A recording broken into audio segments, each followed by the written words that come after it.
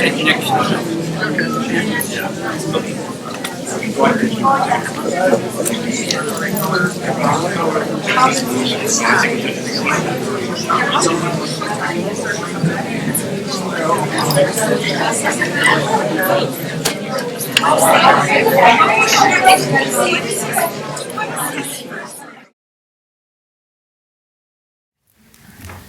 evening, everyone. It's wonderful to see you all here tonight.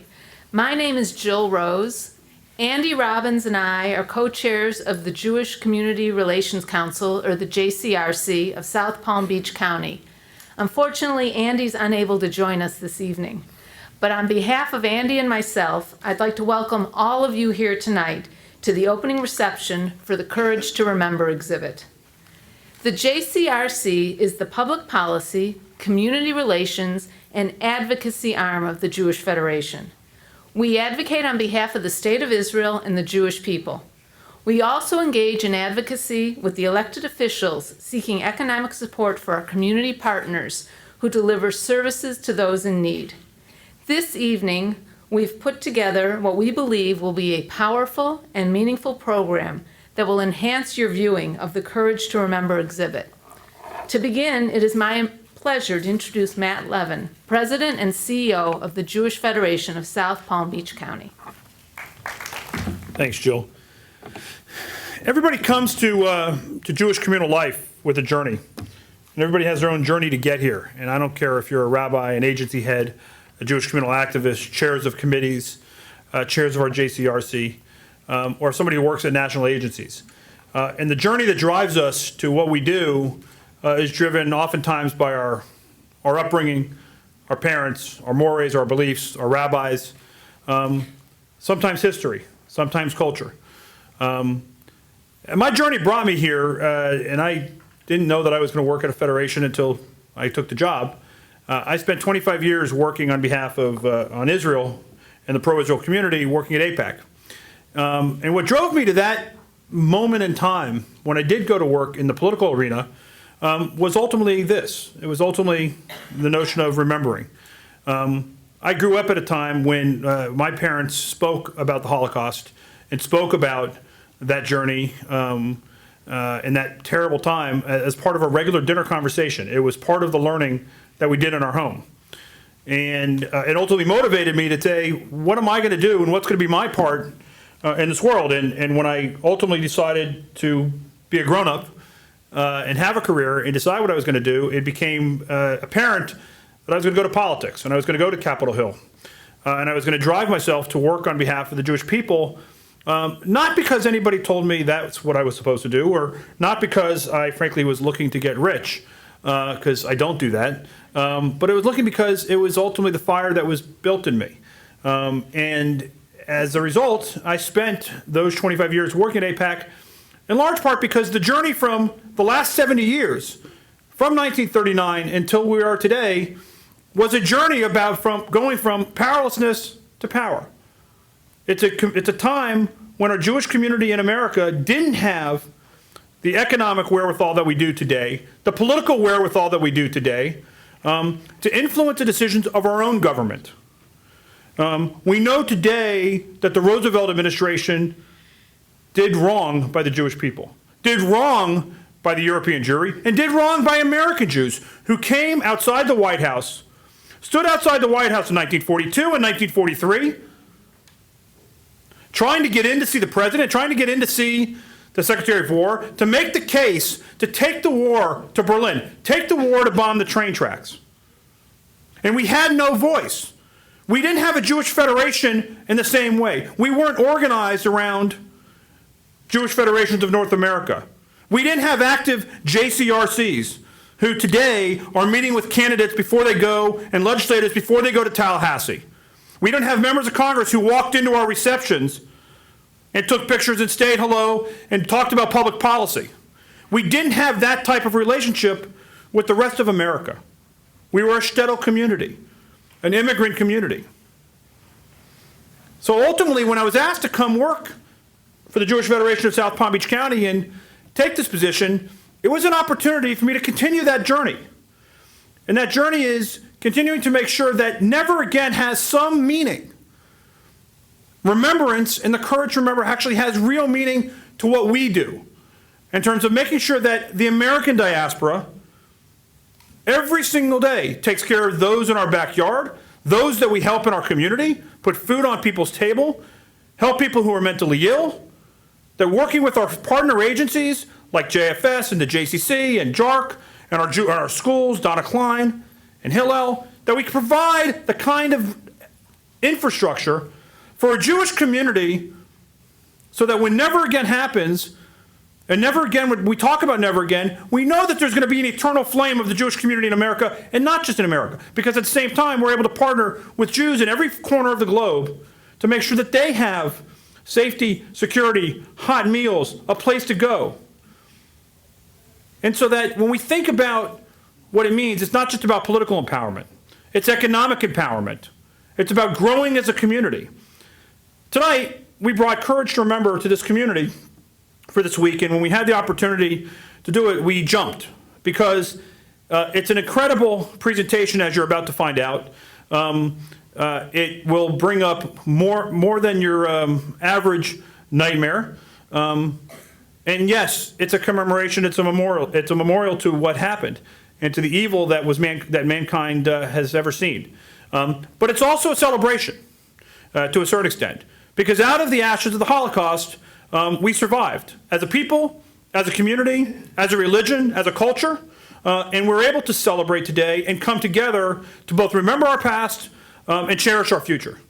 And so I would be remiss when I talk about cherishing my future that I get an opportunity to spend time with my two little ones tonight who are sitting in the back of the room, who are not going to be so embarrassed that I've pointed them out. Oh, look at them heading down with their head in their hands. But why I do what I do is because of them. That's why each and every one of us work in this community, live in this community, participate in this community, and take an active role in Jewish life. It's about the next generation and making sure their safety, their future is always secure. Thank you for listening to me. I appreciate it. Matt, thank you. Now please join me in welcoming Dr. Alfred Balitzer, Chairman of the Board of Foundation for California. His foundation partners with the Simon Wiesenthal Center to transport the Courage to Remember exhibit around the world. We are so fortunate to have Dr. Balitzer here with us tonight. Good evening, ladies and gentlemen. My name is Fred Balitzer, and I am the chairman of the Foundation for California. I'm also a college professor by trade, and we are used to speaking in 55-minute increments. Now, Stuart has told me that I only have 2 minutes tonight, so I have to perform a miracle in front of you, yeah, like parting the seas. So stay with me, and I'll try to keep to 2 minutes. First, let me tell you why we're here tonight. My very dear friend, who I love dearly, Cantor Emma Levy. Cantor, raise your hand. Very good, okay. Was kind enough to introduce me to Marilyn Nachman, who works with the Federation here. Marilyn, where are you? Raise your hand, very good, okay. And that started the ball rolling. Marilyn took me to Stuart. Stuart, you don't need to raise your hand. You only gave me 2 minutes, keep your hand down. And from that point on, it's all worked wonderfully well, and we're just delighted to be here tonight. This exhibit was created for the 50th anniversary of the Anschluss, the point where Germany marched into Austria, reunited the two German-speaking regions, and in a sense kicked off the Second World War. It opened in Vienna on the 50th anniversary of the Anschluss, which, let me tell you, took chutzpah. Yeah? It has now traveled. It was created by the Simon Wiesenthal Center in cooperation with some of the best museum and exhibit designers in the world, largely from the British Museum. It has traveled through all the great capitals of Europe. I have personally taken it to Japan, where it's been seen by over 2.5 million people.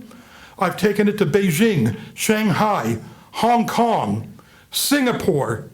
It's been to Bangkok. Recently, we were in Bangkok because of an outbreak of a kind of Hitler fashion that's taking place in that part of the world right now.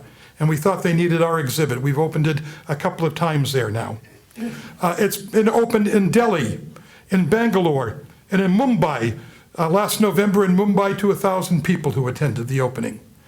So we take this around the world, including to Africa now, as a way of bringing Jewish education to people who know about Western history and the Shoah and people who do not know about Western history and the Shoah. And it's been very important as an instrument for introducing Jewish life, the Jewish world, to those people. We hope, we're in the process of signing a document now. We hope to be able to open this exhibit at the Martin Luther King Memorial and Museum in the spring for the 50th anniversary of the Civil Rights Movement, and we will be the Jewish part of the Civil Rights Movement. So we're very, very excited about this. I've got now about 30 seconds left, so let me tell you what I think the importance of this exhibit is. It not only reminds us and allows us to pass to the next generation the terrible things that happened to our people. And lest we forget, while all humanity suffered, the Holocaust was an attempt by government to eradicate an entire people from the face of the earth, us. So the importance of it, it's the first time that's ever happened where a government did that. But now we live in a different climate, and yet we face perils we haven't known since the 30s. The rising tide of anti-Semitism has indeed created a new appetite and interest in Holocaust education. 3 weeks ago, we opened the exhibit at Port St. Lucie in Florida. I confess I had not heard of Port St. Lucie before then. 600 people showed up for the opening. I would say that 400 were not Jewish and the rest Jewish. It was wonderful. And we find that non-Jewish audiences around the world, but especially in the United States, have a great taste to know more about the Holocaust and what happened to the Jewish people. This was very important. There is a full-scale industry going on right now called Holocaust denial. In some places, it's a cottage industry. In other places, it's like a great industrial plant. And it does two things. First of all, Holocaust denial is the mother's milk of terrorism.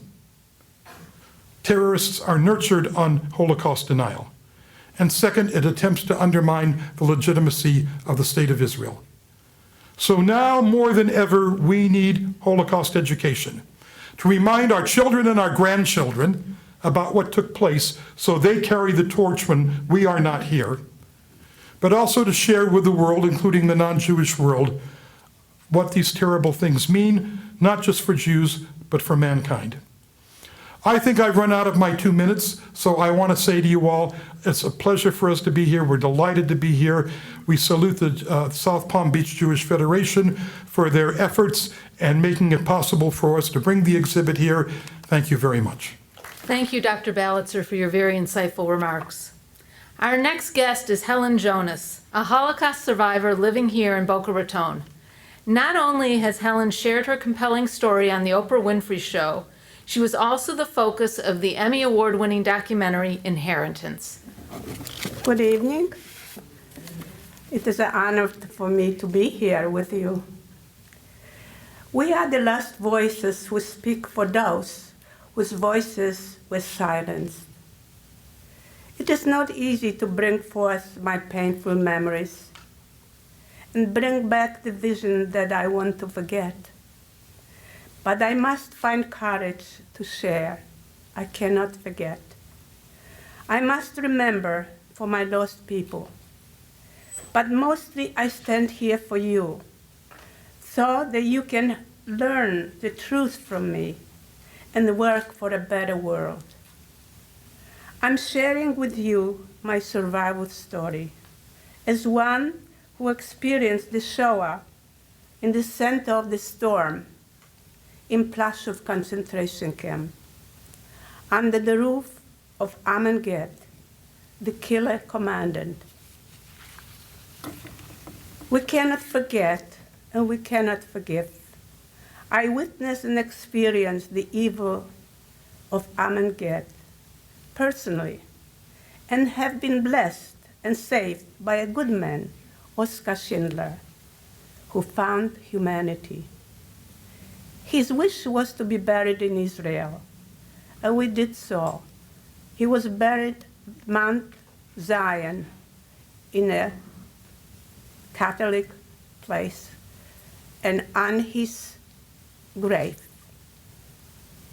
was stated, righteous of nations. On a day of liberation, few of our boys, young men, have pulled out their gold crowns and formed a ring for him with Hebrew saying, "The one who saves a single soul saves the world entire." He saved 1,200 Jews. 7 years ago, I was urged to meet with Goerz's daughter, Monica, in Plaszow concentration camp. A film, The Inheritance, was made of our meeting. At first, I did not want to go, but I was inspired by Steven Spielberg to participate in the film and was convinced that the woman and the world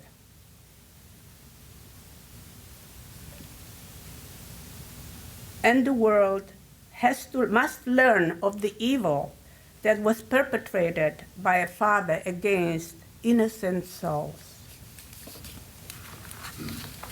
I witnessed evil that one cannot fathom. And now I had to share this with a child, daughter of Amon Goerge, now in her 60s, and not to abuse her. That was most difficult. She was the symbol of my horror. I was very tempted to hurt her, and yet did not want to. But I think that I did, because I could and would not whitewash the legacy of her father. The film will take you on my journey, a visual journey, but I traveled on a return road to horror, a return to suffering. It wasn't an easy process, but now as I see the finished product and the kind of attention it has brought to the Holocaust history, I am content and satisfied that I can contribute and validate the truth and fight the deniers. Thank you. Helen, thank you for sharing your very moving story with us this evening. And I'd also like to thank cantoral soloist Lawrence Dermer for his beautiful accompaniment to this evening's program. Our next guest was a young Jewish soldier in the U.S. Army's 11th Armored Division, which liberated concentration camps during World War II. Please join me in welcoming Mr. George Sherman. Good evening.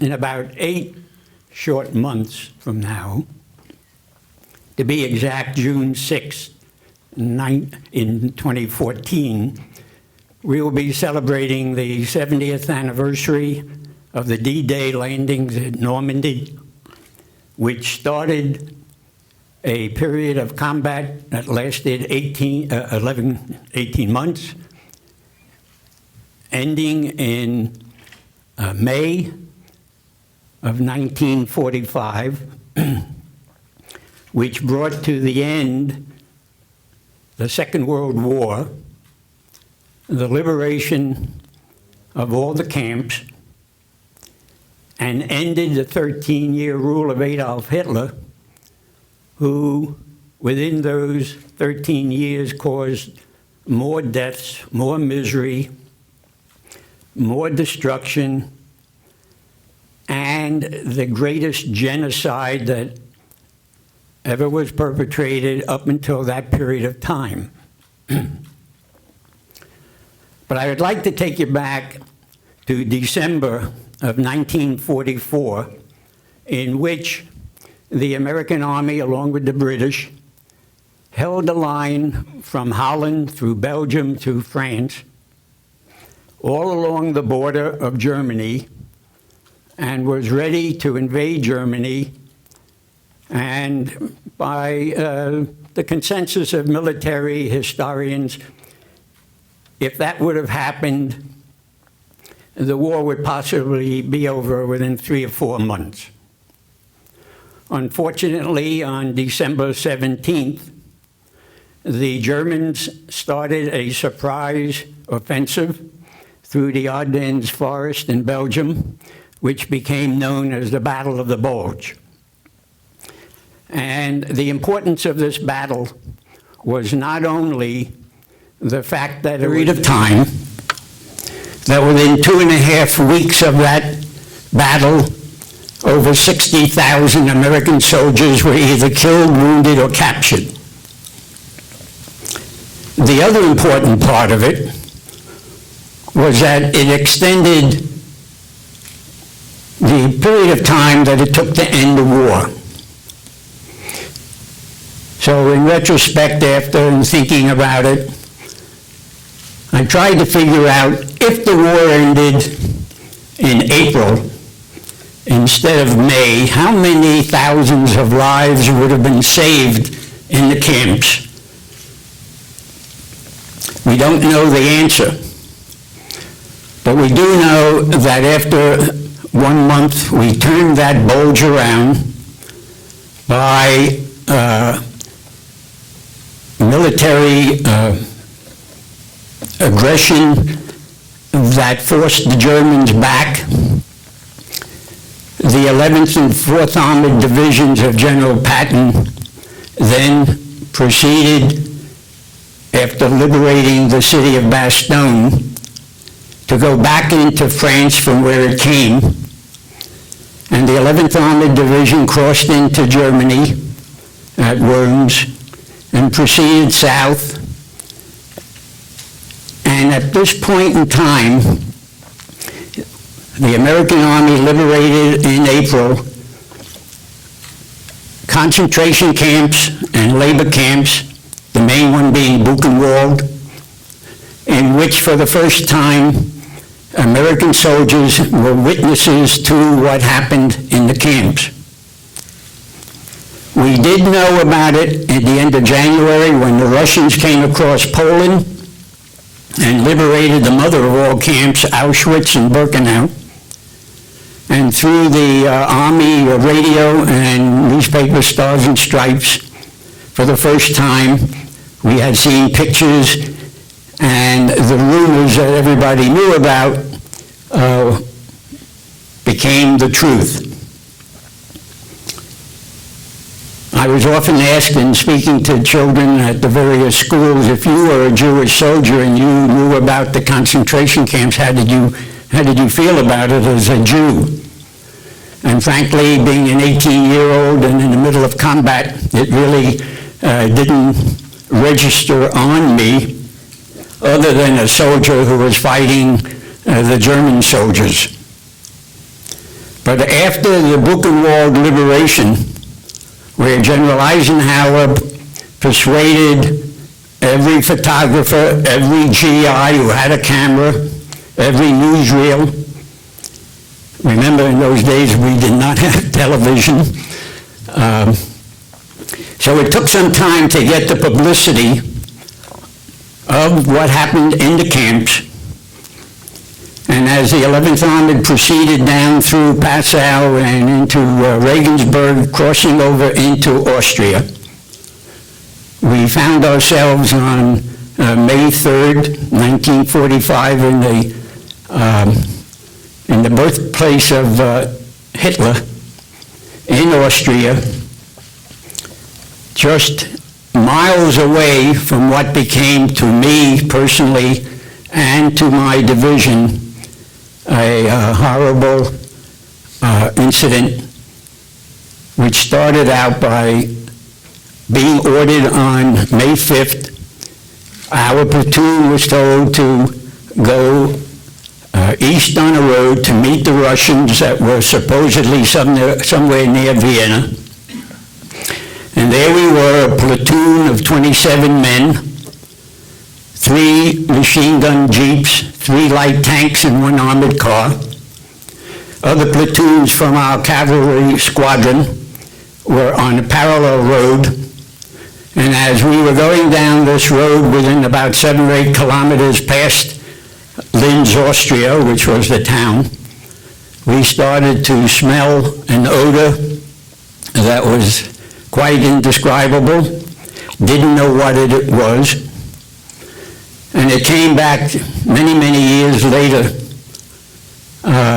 to remind me there is a book called The Liberators by Michael Hirsch, who interviewed 150 GIs from various army units who took part in the liberation of a labor camp or a concentration camp. And in each interview, after getting the background of the individual soldier, when they got in the interview to the point of starting, well, what happened, they all started with, we were on a patrol, we were on a march, we were on a road, and we came across a smell that we could not describe. So that came back to me, and we had that smell, and within a few kilometers we found on the left side of the road what appeared to be a big stockade, a big barbed wire fence, and as we proceeded another 100 yards down, we came upon what turned out to be the main entrance to this camp, two big stone towers with guard towers further down on each side.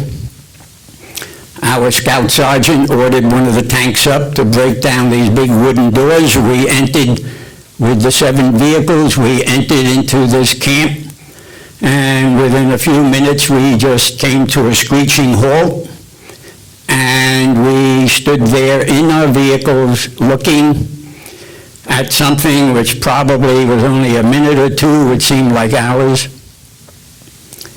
Something unbelievable. Piles of bodies, skeletons walking around, the odor which you could hardly breathe.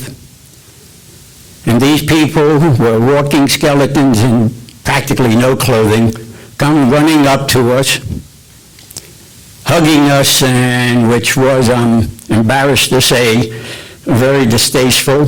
They were filthy, dirty, smelled, had lice all over them. And we dismounted from our vehicles. We started to give them what water we had, what food we had, which was basically, we found out, the wrong thing to do.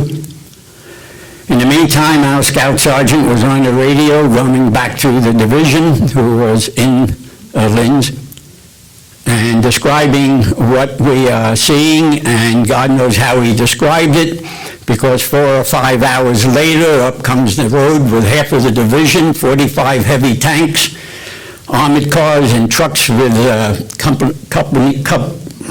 companies of infantry, thinking, God knows what the sergeant told the division. But anyway, during that period of time waiting for the division to come up, we roamed around the camp looking, because we were basically a combat patrol, we were looking for any SS or German soldiers. We found out that there were 3 or 4, which the prisoners identified, and the prisoners themselves killed these 4 or 5 guards. They, by the way, had disrobed and put on the prison striped pajama uniform. After giving whatever aid we could to the prisoners, the division finally came, and with the medical battalion in tow, they took over from us. We were then ordered to go continue on our combat patrol, and 2 days later we did meet the Russians, and the day after that, on the 8th of May, the war was over in Europe, was VE Day.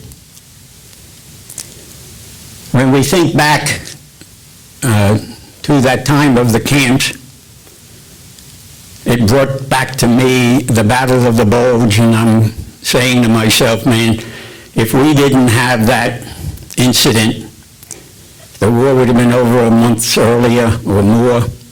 There would have been thousands and thousands of these people saved, who were eventually, during the months of April and early May, were killed, because the Germans did not stop anywhere along the line. They were marching prisoners as the Allies advanced and liberated a work camp or a small concentration camp. They would march these prisoners to the next camp, always keeping them one step ahead of the advancing Allied armies. And half of them on these death marches never made it. So that we found in Mauthausen a conglomeration of just about everybody in Germany who the Nazis really took after. There were the Jews, of course. There were the homosexuals. There were the Roma, the gypsies, political prisoners, Russian prisoners of war, and believe it or not, a couple of thousand Spanish prisoners who, when the French found them after the Spanish Civil War, Hitler wanted to send them back to Spain. Franco didn't want them, so they sent them to Mauthausen. They were not treated like the Jews. So I'm again reminded about what the Battle of the Bulge did cause. And we often wonder that.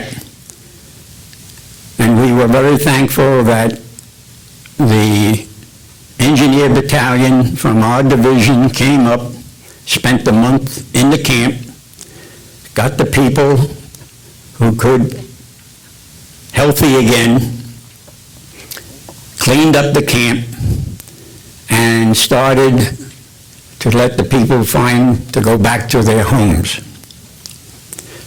And on a closing footnote, and I am indebted to the Wiesenthal Foundation here, that one of the inmates in Mauthausen was Simon Wiesenthal.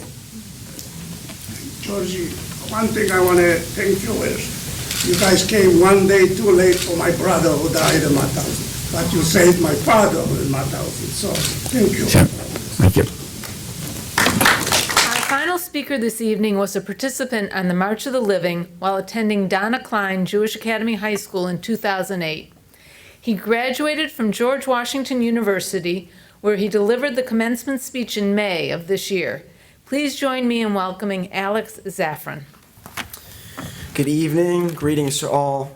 It's been an absolutely beautiful, moving ceremony, and thank you to all of the speakers, to the JCRC, Federation, and of course the Simon Wiesenthal Center for making this possible. Not long ago on Rosh Hashanah, Jewish congregations around the world revisited what is most well known as one of the most famous episodes in the Bible, that of Akedat Yitzchak, the binding of Isaac. We recall the heart-wrenching moment in which Abraham prepares to bring down the knife on his only son, Isaac, and he's interrupted by the timely call of an angel. Avraham, Avraham, the angel says twice, to which our forefather responds, Hineni, here I am. This is not the only place in the Bible, by any means, in which Hineni appears. It is the same word that Jacob utters when God approaches him in a dream, the same word that Moses says when God's voice calls to him from the burning bush, the same word that Samuel and Isaiah used to inaugurate their service as prophets to the Jewish people. In each of these instances, the one who declares Hineni seeks to reveal himself spiritually. Hineni encapsulates the moment in which a Jew voluntarily accepts his or her greater purpose. It's an individual call to action that, once invoked, is never retracted. The March of the Living, an act that the Nazis' death marches sought to render impossible, is a 21st century manifestation of this biblical Hineni. But on this trip, there is no need to say the word Hineni, because when scores of thousands of Jews, clad in blue jackets with Magen Davids, walk exactly 2 kilometers from Auschwitz proper to the chillingly idyllic killing fields called Birkenau, we know exactly who we are, and we know exactly what our purpose is. There is no need to say Hineni when members of that same group congregate in a windowless barracks around the doors to a makeshift Aron HaKodesh and lead a Torah service in the very spot where hate and death and darkness once ruled. Tonight, the Wiesenthal Center challenges us to muster courage in remembering the Holocaust. But why courage? What aspect of this universal human experience that we call remembrance requires courage? The fact is that we in the audience are not the courageous ones tonight. Not yet. The survivors, Mrs. Jonas, that we are blessed to have in our presence, exhibited the same particular kind of courage that Avraham Avinu showed before us, that Jacob showed, that Moses and Samuel and Isaiah and thousands of Jewish heroes thereafter showed. In the face of every imaginable and unimaginable atrocity, the survivors found the courage somehow to declare Hineni, here I am, and fight with every single ounce of their physical and spiritual being for another day on earth.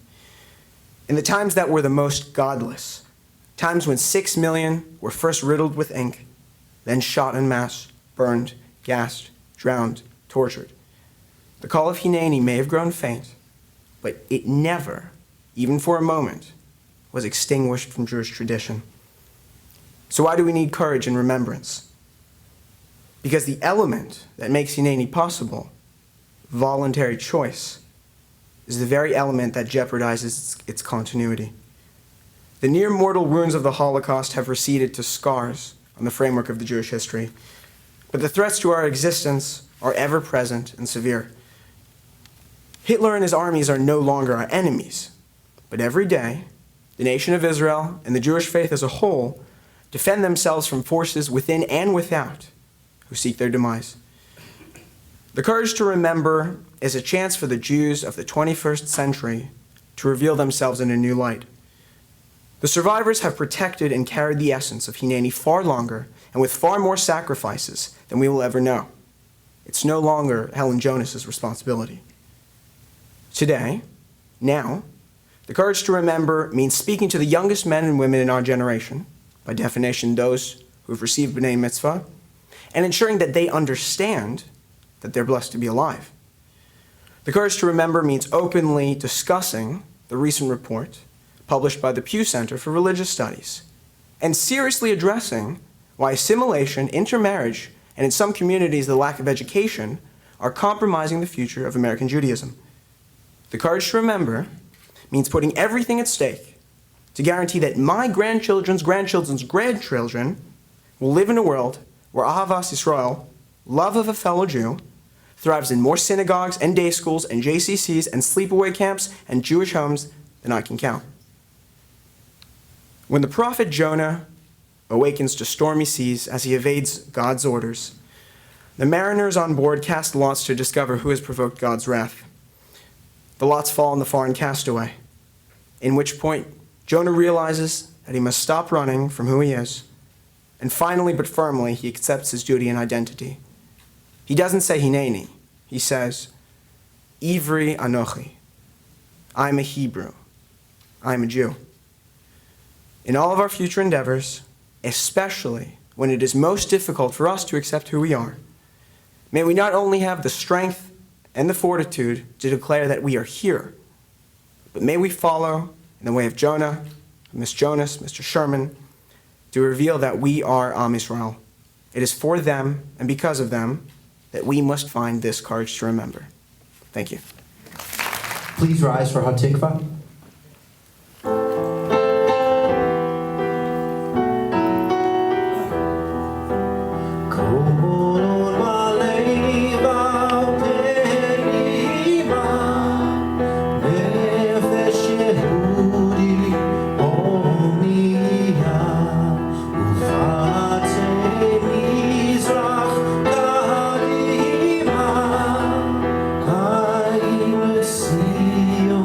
So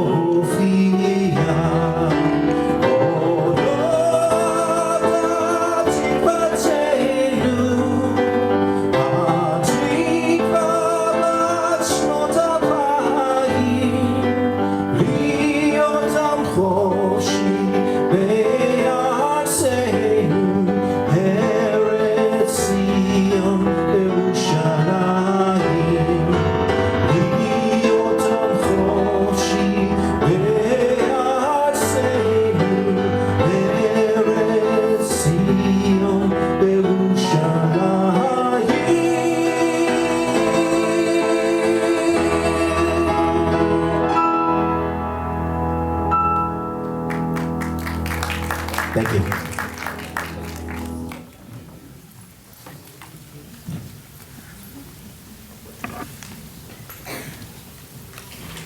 Alex, you left me speechless. Thank you for your closing remarks. On behalf of the Jewish Community Relations Council, I'd like to thank our speakers, all of them, for sharing the remarkable stories with us, and all of you, our guests, for joining us for this special evening. The Courage to Remember exhibit will be here on display throughout the week. In addition to scheduled viewings for many schools and organizations in our community, the exhibit will be open to the public this Thursday, Friday, and Sunday. We encourage you to let others know about the extraordinary opportunity to view this exhibit, and please note that an RSVP is required to gain admittance to our campus. Informational flyers are available in the back. I invite you now to view Simon Wiesenthal's The Courage to Remember exhibit. Thank you all for coming, and have a good evening. Good evening. My name is Lawrence Dermer, and I would like to share with you all an original composition written by myself and my wife, Robin, entitled Souls Live On.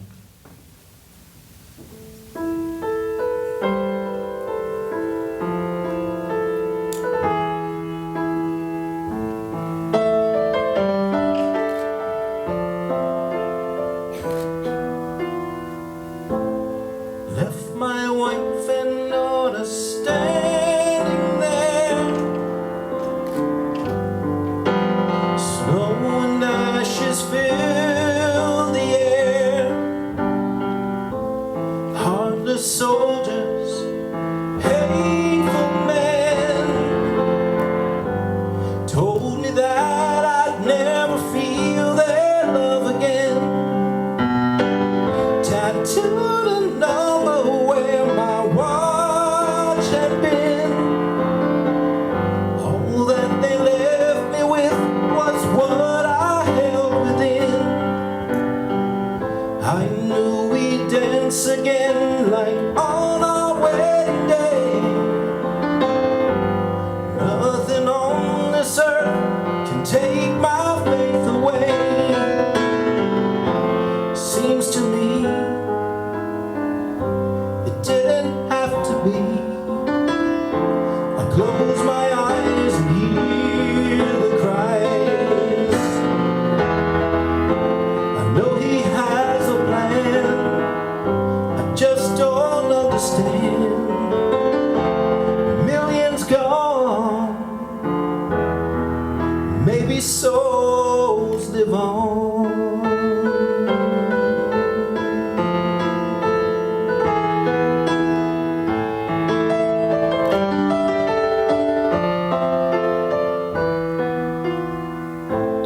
Lifeless shadows, the scent of fear, cold and hungry, too numb to shed a tear. I watch the people taken one by one. I pray to God I'd live to see the morning sun. It seems to me it didn't have to be. I close my eyes and hear the cries. I know he has a plan, I just don't understand. Millions gone, maybe souls live on.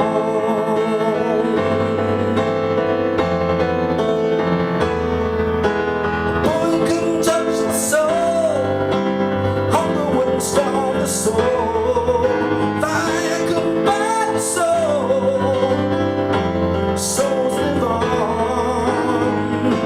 I know he has a plan, I just don't understand. Millions gone,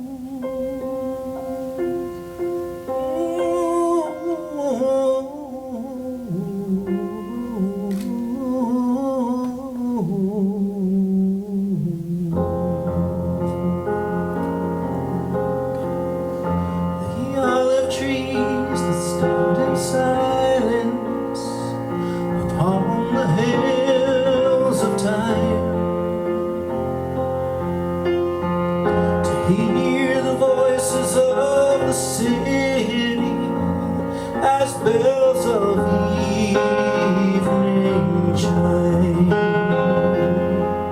The shofar sounding from the temple to call the world to prayer. The shepherd pauses in the valley and pieces everywhere. Yerushalayim shel zahav v'shel nechoshet v'shel or alo lechol shirai ani kinor. Yerushalayim shel zahav v'shel nechoshet v'shel or alo lechol shirai ani kinor.